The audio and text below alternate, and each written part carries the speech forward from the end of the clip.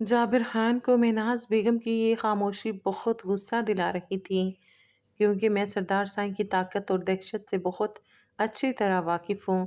تمہیں کیا لگتا ہے میں وہاں جاؤں گی یا شہر سے پولیس یا وکیل کو لے کر آؤں گی تو میری بیٹی وہ میرے حوالے کر دیں گے؟ کبھی نہیں۔ پچھلے اتنے سالوں سے لڑ رہی ہوں میں سردار ذاکوان جتوئی کی ضد سے۔ وہ عنائشہ کو کسی قیمت پر میرے پاس نہیں بیچیں گے جب تک وہ خود ایسا نہ چاہیں۔ مہناز بیگم پوری طرح سے بے بس ہو چکی تھیں۔ انہیں بالکل سمجھ نہیں آ رہا تھا وہ کیا کریں۔ ان کی بات سنتے اور سمجھتے جابر کی آنکھیں چمکی تھیں۔ اس نے وہاں بیٹھے اپنے باپ اور چچا کو دیکھا تھا۔ سردار سائیں کو دھوکے اور جھوٹ سے سخت نفرت ہے۔ اگر انہیں اپنی سردارنی کے ہاتھوں یہ دھوکہ ملا تو وہ اسے ایک پل کے لیے بھی اپنے پاس نہیں رکھیں گے اور تھکے مار کر حویلی سے نکال دیں گے۔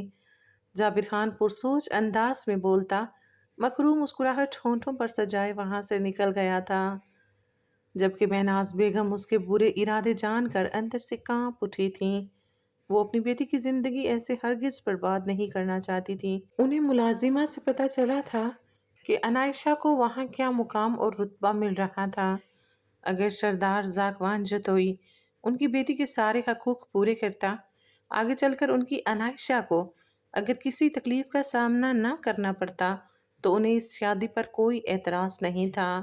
مگر وہ بہت اچھے سے جانتی تھی کہ سردار ذاکوان جتوئی بھی عن قریب اپنے خاندان کی رسموں کو نبھاتے دوسری اور شاید پھر تیسری شادی بھی کرنے والا تھا۔ یہ ستم ان کی لاڈلی کسی قیمت پر برداشت نہ کر پاتی۔ بس اسی مقام پر آ کر مہناز بیگم چاہتی تھی عنائشہ اس حویلی سے نکل آئے۔ ان کی نازک بیٹی وہاں کی سیاست جھیلنے کے قابل نہیں تھی۔ مگر جابر خان جو بول رہا تھا وہ انتہائی غلط ہو سکتا تھا، یا شاید ان کی بیٹی کی زندگی تباہی کر دیتا۔ عنائشہ نے ابھی ملازمہ کے ساتھ اس جانب قدم بڑھائے ہی تھے جب وہاں سے نکلتے دلشیر کو دیکھ عنائشہ کے تن بدن میں آگ بھڑک اٹھی تھی۔ اب خواتین اسی کی جانب متوجہ تھیں، مگر سرجان کی روتی آواز اور حالت یاد کرتے وہ بنا کسی کی پرواہ کیے اور لحاظ رکھے دانت پیستے آگے بڑھی تھی۔ اسے آتا دیکھ دلشیر نے احتراماً سائڈ پر ہونا چاہا تھا، مگر عنائشہ نے اس کے سامنے آتے اس کا راستہ روک دیا تھا۔ حویلی میں خاندان کے مردوں کے علاوہ صرف دلشیر کو ہی آنے کی اجازت تھی، کیونکہ وہ ساگوان کو سگے بھائیوں سے بڑھ کر تھا۔ دلشیر کو حویلی کے اندر اور باہر ذاکوان کے بھائی جیسی اہمیت حاصل تھی۔ اکثر ذاکوان کے نہ ہونے پر بہت سارے فیصلے کرنے کا اختیار اس کے پاس ہی ہوتا تھا، اور حویلی کا ہر فرد اس کی اس اہمیت سے واقف بھی تھا۔ عنائشہ کو دلشیر کے مقابل آتا دیکھ سب خواتین حیرت زدہ سی اپنی جگہ سے اٹھ کھڑی ہوئی تھیں۔ شمیم بیگم نے آگے بڑھ کر عنائشہ کو کچھ بھی کرنے اور کہنے سے روکنا چاہا تھا، مگر سفینہ بیگم کے آگے آتے انہیں وہیں روک دیا تھا۔ سردارنی جانتی ہیں اسے کیا کرنا ہے، کیوں روک رہی ہو اسے؟ سفینہ بیگم کے انداز میں گہرا طنز تھا۔ تم کہاں بھاگ رہے ہو؟ تم جیسا بزدل اور ڈرپوک مرد میں نے آج تک نہیں دیکھا۔ اگر ایسے ہی پیٹھ دکھا کر بھاگنا تھا تو میری دوست کو محبت کے سبز باغ دکھائے ہی کیوں؟ شرم نہیں آتی کسی لڑکی کا دل توڑتے ہوئے، اسے یوں برباد کرتے ہوئے؟ بددعا ہے میری، خوش تو تم بھی نہیں رہو گے اور نہ میں اب تمہیں خوش رہنے دوں گی۔ میری دوست کی زندگی برباد کرنے والا خود بھی برباد ہوگا۔ اگر اسے کچھ ہوا تو سلامت تم بھی نہیں رہو گے۔ عنائشہ اونچی آواز میں چلاتی دلشیر پر اپنے دل کی بھڑاس نکال رہی تھی۔ سب خواتین پھٹی پھٹی آنکھوں سے یہ سب دیکھ اور سن رہی تھیں۔ اس کی آواز اتنی اونچی تھی کہ اسجد اور حویلی میں موجود باقی مرد حضرات بھی وہاں آ چکے تھے۔ مجھے لگ رہا ہے ہمیں کچھ کرنے کی ضرورت ہی نہیں پڑے گی۔ یہ لڑکی تو خود ہی اپنے ہاتھوں اپنے آپ کو برباد کرنا چاہتی ہے۔ اس سب میں سب سے پہلے خولہ ہی صدمے سے باہر آئی تھی۔ عنائشہ کے آگے نہ تو دلشیر کچھ بولا تھا اور نہ ہی گھر کے باقی افراد۔ سب کو ہی اندر موجود ذاکوان کی آمد کا انتظار تھا۔ عنائشہ کی آواز اتنی اونچی ضرور تھی کہ بآسانی زاکوان تک پہنچ پاتی۔ گھر کے باقی کسی بھی فرد کو انائشہ کے کیے انکشاف کا علم بالکل بھی نہیں تھا، مگر وہ سب یہ ضرور جانتے تھے کہ انائشہ زاکوان کے رائٹ میں دلشیر کو سب حویلی والوں کے سامنے بے عزت کر کے بہت بڑی غلطی سرزد کر چکی ہے۔ انائشہ بھی مزید کچھ بھی بول رہی تھی جب وہاں آتے زاکوان کو دیکھ لمحے بھر کو اس کی زبان کو بریک لگی تھی۔ کیا ہو رہا ہے یہ سب؟ زاکوان نے اپنے مخصوص رہبدار لہجے میں پوچھتے انائشہ کو گھورا تھا، جو خونخوار زخمی شیرنی بنے دلشیر پر بس حملہ آور ہونے کو تیار تھی۔ زاکوان اتنا تو سمجھ گیا تھا غصے میں یہ لڑکی اس سے بھی 2 ہاتھ آگے تھی۔ کسی کو اس کا گھٹیا چہرہ دکھا رہی ہوں، ان لوگوں کا وہ بھیانک چہرہ جو دوسروں کو تکلیف پہنچا کر تسکین حاصل کرتے ہیں، جن کے سینے میں نہ تو دل ہے اور نہ ضمیر۔ انائشہ مٹھیاں بھینچے بولتی وہاں موجود سب افراد کو بے یقینی کے دریا میں غوطہ زن کر گئی تھی۔ آج تک سفینہ بیگم کی بھی ہمت نہیں ہوئی تھی سردار زاکوان جتوئی سے ایسے بات کرنے کی۔ سردارنی صاحبہ، آپ اس وقت اپنے آپے میں نہیں ہیں، اپنے کمرے میں جائیں، وہیں جا کر بات ہوتی ہے، زاکوان نے گمبھیر لہجے میں کہتے انائشہ کو روم میں جانے کا اشارہ کیا تھا۔ اس نے دور سے ہی نوٹ کر لیا تھا کہ وہ غصے سے کانپ رہی ہے۔ شبنم، زاکوان کی دھاڑ پر ایک جگہ بت بنی کھڑی شبنم نے آگے آتے انائشہ کا بازو تھاما تھا، جسے جھٹکتے انائشہ خود ہی سیڑھیاں چڑھتی وہاں سے ہٹ گئی تھی۔ سائیں، کوئی بات نہیں، سردارنی سائیں غصے میں ہیں، انہیں جو ٹھیک لگا انہوں نے کہا، مجھے ان کی کسی بات کا بھی برا نہیں لگا۔ دلشیر کا چہرہ خطرناک حد تک لال ہو چکا تھا، جسے دیکھ زاکوان نے کچھ کہنا چاہا تھا، مگر دلشیر اپنے سردار کو کسی بھی وجہ سے شرمندہ نہیں ہونے دینا چاہتا تھا، اس لیے خود ہی نارمل انداز میں بولتا وہاں سے نکل گیا تھا۔ باقی سب اپنی جگہ ہونک بنے یہ سب دیکھ رہے تھے۔ یہ دلشیر بھائی آخر کس لڑکی کو پسند کرتے ہیں جس کی خاطر سردارنی سائیں نے انہیں اتنا سنا دیا اور سائیں بھی کچھ نہیں بولے؟ خولا سمیت ہر ایک کی زبان پر یہی سوال تھا، مگر زاکوان کے جلالی روپ کو دیکھتے زبان پر یہ سوال کوئی نہیں لا سکا تھا۔ اب مزہ آئے گا، سردارنی سائیں بہت غلط جگہ جا کر الجھی ہیں۔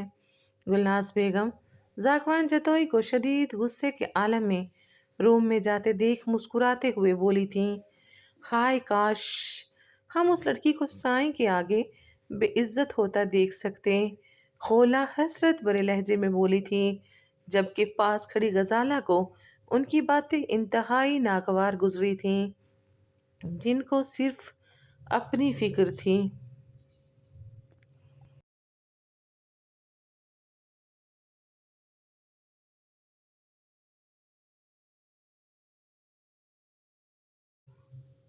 زاکوان شدید غصے کے عالم میں تھاڑ کی آواز سے دروازہ کھولتے روم میں آیا تھا۔ انائشہ نے دلشیر کو سب کے سامنے بہت بری طرح بے عزت کیا تھا۔ سب کے سامنے وہ اسے کچھ کہہ کر اپنی سردارنی کی سب کے سامنے توہین نہیں کرنا چاہتا تھا، اس لیے بہت مشکل سے اپنا غصہ ضبط کیے وہ اوپر آیا تھا اور اپنی اس سرپھری سردارنی کو بخشنے کے موڈ میں بالکل بھی نہیں لگ رہا تھا۔ روم میں آ کر اندر کا منظر دیکھ اس کا غصہ مزید سوا نیزے پر جا پہنچا تھا۔ روم کی کوئی بھی شے اپنی جگہ پر موجود نہیں تھی۔ انائشہ نے شدید غصے کے عالم میں ہر شے کو تہس نہس کر کے رکھ دیا تھا۔ زاکوان نے سختی سے مٹھیاں بھینچے کمرے کی چاروں جانب نظریں دوڑائی تھیں، مگر وہ اسے کہیں بھی دکھائی نہیں دی تھی۔ اس سے پہلے کہ وہ ملازمہ کو آواز دیتا یا وہاں سے پلٹتا، اس کے کانوں میں دبی دبی سسکیوں کی آواز گونجی تھی۔ زاکوان کا چہرہ غصے سے مزید لال ہوا تھا۔ اس کی سردارنی صاحبہ اتنا طوفان مچا کر اب مزے سے کسی کونے میں چھپی بیٹھی رو رہی تھیں۔ زاکوان آواز کی سمت کا تعین کرتا آگے بڑھا تھا، جب وہ اسے بیڈ کی پچھلی سائڈ پر بیٹھی گھٹنوں میں سر دیے روتی نظر آئی تھی، اس کے کانوں میں دبی دبی سسکیوں کی آواز گونجی تھی۔ زاکوان کا چہرہ غصے سے مزید لال ہوا تھا۔ اس کی سردارنی صاحبہ اتنا طوفان مچا کر آپ مسجد سے کسی کونے میں چھپی بیٹھی رو رہی تھی۔ زاکوان آواز کی سمت کا توہین کرتا آگے بڑھا تھا جب وہ اسے بیڈ کی پچھلی سائڈ پر بیٹھی گھٹنوں میں سر دیے روتی نظر آئی تھی۔ یہ سب کیا ڈرامہ ہے؟ زاکوان اس کے سر پر کھڑا اسے گھورتے ہوئے بولا، جو اس وقت اپنا ہوش پوری طرح بھلائے بس رونے میں مشغول تھی۔ اس کا دوپٹہ نہ جانے کہاں تھا، جبکہ زاکوان والی شال بیڈ پر پھینکی گئی تھی۔ بنا دوپٹے کے گھٹنوں میں سر دیے بیٹھی وہ آرام سکون سے رونے کا شغل اپنائے ہوئے تھی۔ اس کے بال کیچر سے نکل کر اس کی کمر کے گرد پھیلے اس کے نازک وجود کو ڈھانپے ہوئے تھے۔ اس کے دھیرے دھیرے ہلتے وجود کو دیکھتے زاکوان کو تشویش ہوئی تھی۔ اس کے جواب دینے سے پہلے ہی وہ اسے کلائی سے تھام کر اپنے مقابل کھینچ چکا تھا، مگر یہ نہیں جانتا تھا کہ یہ اگلا لمحہ اس پر کیا قیامت ڈھانے والا ہے۔ وہ حسن کی دیوی اپنے ہوش ربا دل فریب حسن کے ساتھ اس کے بہت قریب تھی، اتنا کہ وہ اسے چہرہ بڑھا کر چھو سکتا تھا، محسوس کر سکتا تھا۔ رونے کی وجہ سے اس کا گلابی چہرہ مزید گلابی ہو چکا تھا، ستواں ناک اور اس میں چمکتی نازک سی نتلی زاکوان جتوئی کے دل کے تار چھیڑ گئی تھی۔ سب سے زیادہ غضب تو ان کپکپاتی نرم و گداز پنکھڑیوں نے ڈھایا تھا۔ زاکوان جتوئی جیسے مضبوط اعصاب کے مالک شخص کے لیے خود پر قابو رکھ پانا بہت مشکل ہوا تھا۔ اس لڑکی پر وہ جائز حق رکھتا تھا، دل نے بہت اکسایا تھا اپنا حق استعمال کرنے پر، مگر وہ اس لڑکی کی مرضی کے بغیر کوئی ایسی گستاخی نہیں کرنا چاہتا تھا۔ وہ اس کی بیوی تھی، اس کی ملکیت، لیکن اس سے نفرت کرتی تھی۔ اور زاکوان جتوئی کے پاس ہمیشہ سے لوگ خود چل کر آتے تھے، اسے بس اسی دن کا انتظار تھا جب سردارنی عنائشہ زاکوان جتوئی خود اس کے پاس آ کر اپنی محبت کا اظہار کرے گی اور وہ بتائے گا کہ اس لڑکی کو قبولیت کی سند بخشنی ہے یا نہیں۔ زاکوان اپنے جذبات پر پورا کنٹرول رکھتا اسے آزاد کرتا دور ہوا تھا۔ اس کے یوں آزاد کرنے پر عنائشہ لڑکھڑائی تھی۔ جب زاکوان نے بے اختیاری میں آگے ہوتے اس کی کمر کے گرد بازو حمائل کرتے اپنے سہارے کھڑا کیا تھا۔ زاکوان جتوئی کا غصہ، جس کی دہشت سے سامنے موجود ہر زیرو کانپ اٹھتا تھا، اپنی سردارنی کے سامنے اس کی ذرا سی جھلک بھی نہیں دکھا پایا تھا، جس بات پر وہ اندر ہی اندر اچھا خاصا تل ملا بھی چکا تھا۔ کیا ہوا؟ زاکوان کے انداز میں نرمی سی در آئی تھی۔ اس کی حالت کے پیش نظر زاکوان کو تشویش ہوئی تھی، کیونکہ اس کی سردارنی کو خوش نہیں ہونا چاہیے تھا۔ میری طبیعت ٹھیک نہیں ہے، میرے پیٹ میں بہت پین ہو رہا ہے، پلیز مجھے ڈاکٹر کے پاس لے چلیں۔ عنائشہ اس کے کندھے سے سر ٹکاتی نکاہت بھرے لہجے میں بولی تھی۔ میں ڈاکٹر کو کال کرتا ہوں۔ زاکوان نے فوراً موبائل نکالا تھا۔ نہیں، مجھے ہاسپٹل جانا ہے، عنائشہ نے اس کے کندھے سے سر اٹھاتے بھیگے لہجے میں اس کی جانب دیکھتے کہا تھا۔ اس کی دلنشین آنکھوں میں کچھ ایسا تھا جسے زاکوان جتوئی نظر انداز نہیں کر پایا تھا۔ کچھ لمحے اسے گہری نگاہوں سے دیکھنے کے بعد زاکوان بیڈ پر رکھی اپنی شال اٹھا کر اس کے گرد لپیٹتا، اس کے نازک وجود کو باہوں میں بھرتا روم سے نکل گیا تھا۔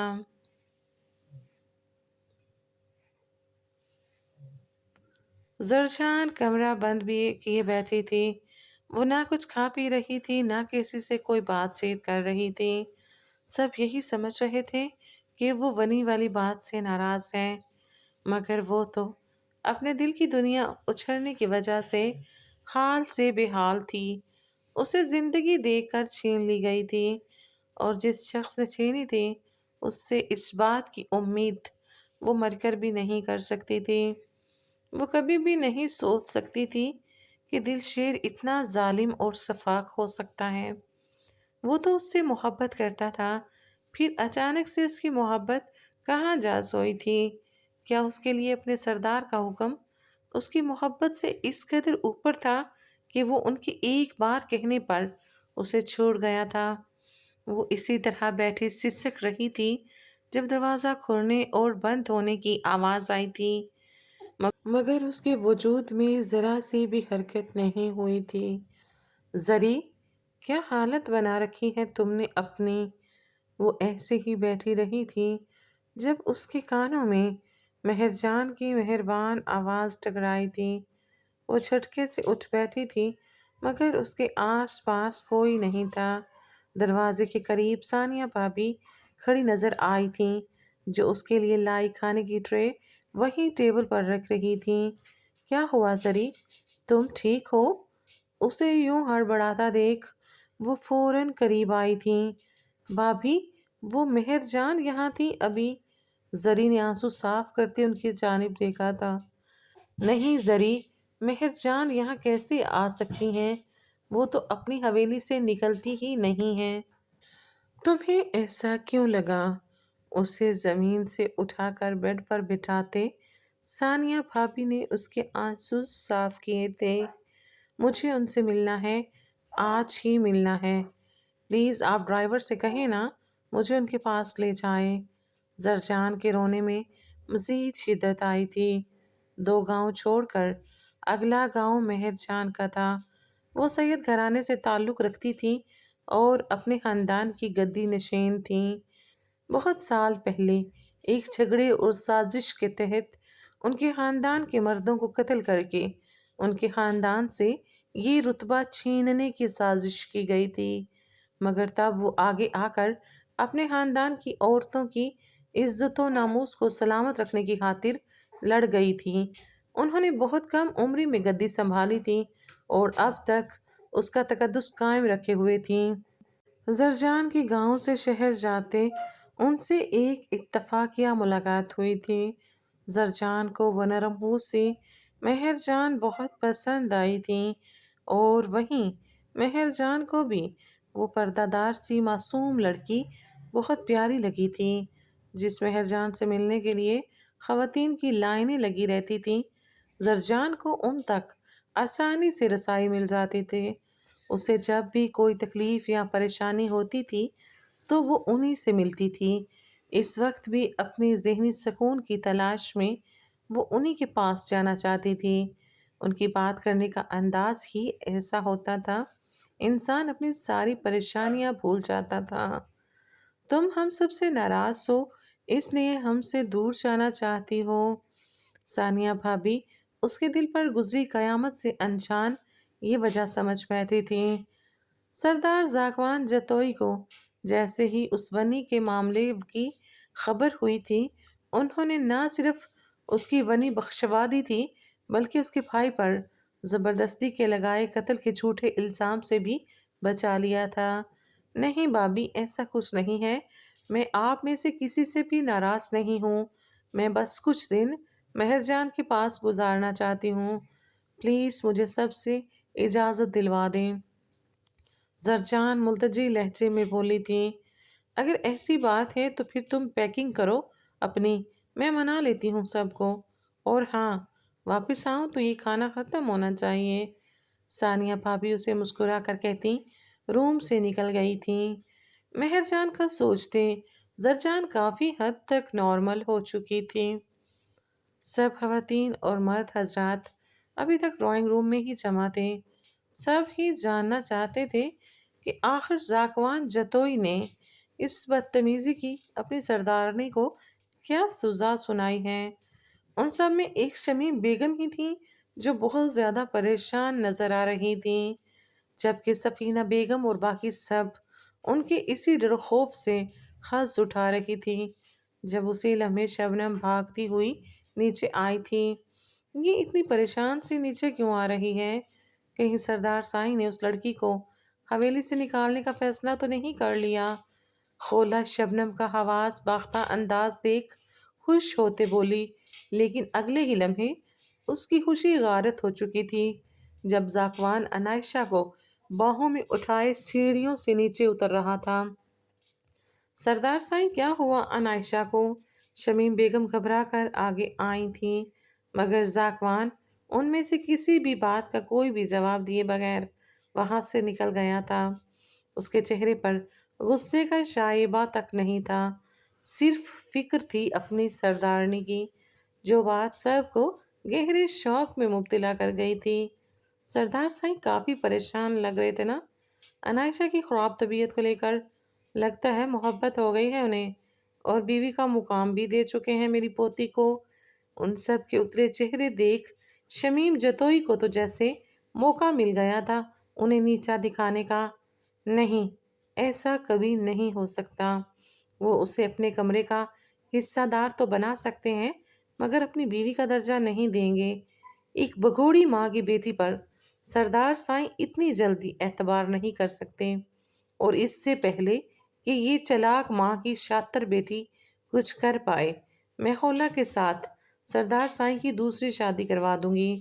ان سے اس معاملے میں میری بات ہو چکی ہے، بہت جلد خولہ اس مقام پر آئے گی، اور تمہاری پوتی تمہاری طرح اس حویلی کا گمنام ستارہ بن کر رہ جائے گی۔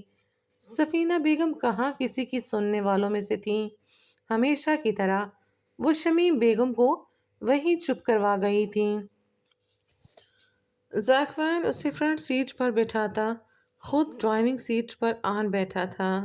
انائشہ کا چہرہ بالکل زرد پڑ چکا تھا، جس کا ریزن درد تھا یا کچھ اور دیکھنے والا اندازہ نہیں لگا سکتا تھا۔ کیا ہوا؟ طبیعت زیادہ خراب ہو رہی ہے؟ انائشہ کو ایک دم آگے کی جانب جھکتا دیکھ زاکوان نے فکر مندی سے پوچھا تھا۔ مجھے وومٹ ہو رہی ہے، پلیز گاڑی روکیں، انائشہ روحانسی آواز میں بولتی زاکوان کو گاڑی روکنے پر مجبور کر گئی تھی۔ حویلی کے راستے سے وہ لوگ کافی آگے نکل آئے تھے، آس پاس کا ایریا کافی سنسان تھا، یہاں گاڑی روکنا خطرے سے خالی نہیں تھا، مگر زاکوان جتوئی نے اپنی سردارنی کے کہنے پر یہ رسک بھی لے لیا تھا۔ اس کے گاڑی روکتے ہی انائشہ باہر نکلی تھی۔ زاکوان بھی گاڑی سے نکل کر اس کے قریب آیا تھا، لیکن ابھی وہ چند قدموں کے فاصلے پر ہی تھا جب انائشہ چاروں جانب نظریں دوڑاتی مسکراتی نگاہوں سے اسے دیکھتی واپس پلٹی تھی۔ ایک قدم بھی آگے مت بڑھائیے گا سردار سائیں۔ انائشہ اس کی دی شال اپنے اوپر سے جھٹکتی نیچے پھینک چکی تھی، اور اپنے پاس چھپائی دل شیر کی گن نکال کر زاکوان پر تانی تھی۔ دل شیر کی بے عزتی کے دوران نظر بچا کر اس نے یہ گن ٹیبل سے اٹھائی تھی، جسے دل شیر بے دہانی میں وہیں چھوڑ گیا تھا۔ زاکوان سرد و سپاٹ تاثرات کے ساتھ اپنی جگہ پر بھی کھڑا اسے گھور رہا تھا، جو اب بالکل ٹھیک کھڑی تھی۔ اس کے چہرے پر درد کا نام و نشان تک نہیں تھا، وہ صرف اس نے ایک ناٹک کیا تھا حویلی سے باہر آنے کے لیے، اور اب وہ زاکوان جتوئی کی گاڑی لے کر یہاں سے فرار ہونے کا ارادہ رکھتی تھی۔ تمہیں کیا لگا زاکوان جتوئی، مجھے اتنے آرام سے اپنی غلامی پر مجبور کر لو گے اور میں تمہاری باندی بننے کے لیے تیار ہو جاؤں گی؟ تمہاری زندگی کی سب سے بڑی غلط فہمی ہے یہ۔ تم پوری دنیا کو اپنا غلام بنا لو، مگر انائشہ اعظم خان کو کبھی اپنے اشاروں پر نہیں چلا پاؤ گے۔ انائشہ کے ہر لفظ سے نفرت ٹپک رہی تھی، جسے وہ سامنے کھڑا سینے پر ہاتھ باندھے آرام سے سن رہا تھا۔ جب اسی لمحے انائشہ کے کانوں میں گاڑیوں کی آواز گونجی تھی، اس نے جیسے ہی دائیں بائیں دیکھا اس کا دل دھک سے رہ گیا تھا۔ وہ تو یہ بات فراموش ہی کر گئی تھی کہ اتنے بڑے سردار کے گارڈز بھلا کیسے اسے اکیلا چھوڑ سکتے تھے۔ اس کے ہتھیاروں سے لیس گارڈز گاڑیوں سے اتر کر اپنی بندوقیں تانے اسی کی جانب بڑھ رہے تھے۔ بولو کیا ہوا؟ خاموش کیوں ہو گئی؟ میں اپنے بارے میں تمہارے خیالات جاننے کا خواہش مند ہوں۔ ذاکوان اس کے چہرے پر پنپتے خوف کے سائے دیکھ چکا تھا۔ شبیر، ان سب کو یہاں سے لے کر جاؤ، مجھے کوئی ایک بھی یہاں آس پاس نظر نہیں آنا چاہیے، حکم ہے میرا، جس سے روگردانی کرنے والے کا انجام بہت دردناک ہوگا۔ ذاکوان نے اپنے ہاتھ سے آدمی کو فون کرتے سب گارڈز کو واپس جانے کا حکم دیا تھا۔ وہ اچھے سے جانتا تھا کہ اس کے لوگ اس پر جان دیتے تھے، اسے یہاں اکیلا نہیں چھوڑ سکتے تھے، اس لیے اس نے ساتھ دھمکی دینا ضروری سمجھا تھا۔ وہ اپنی سردارنی کا یہ روپ خود ہی دیکھنا چاہتا تھا۔ اگلے ہی لمحے اس کے حکم کی تعمیل کرتے سارے گارڈز وہاں سے ہٹ گئے تھے، جبکہ انائشہ منہ کھولے یہ سب دیکھ رہی تھی۔ کیا یہ سردار سچ میں سائیکو ہے؟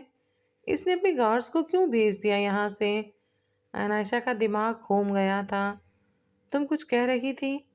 ذاکوان نے اس کے گمسم انداز کو دیکھتے اسے واپس ہوش کی دنیا میں پٹکا تھا۔ تم یہ سمجھ رہے ہو کہ میں نے یہ گن ویسے ہی اٹھا رکھی ہے، تم پر چلاؤں گی نہیں، تو یہ تمہاری بھول ہے۔ انائشہ اسے مزے سے کھڑا دیکھ دھمکی آمیز لہجے میں بولی تھی۔ اب میں آپ سے کسی بھی بات کی توقع کر سکتا ہوں سردار سائیں، آپ اس بات کی فکر مت کریں۔ ذاکوان نے اسے پوری تسلی دی تھی۔ جب اس کے طنزیہ لہجے پر انائشہ نے اس کی جانب دیکھا تھا، نگاہوں کا تصادم ہوا تھا۔ اس کی مقناطیسی نگاہوں میں کچھ ایسا تھا جو وہ گھبرا کر فوراً نظریں چرا گئی تھی۔ اس کی ہارٹ بیٹ اچانک سے تیز ہوئی تھی۔ نیکسٹ پارٹ پڑھنے کے لیے پلیز میرے چینل کو سبسکرائب کرنا مت بھولیے گا۔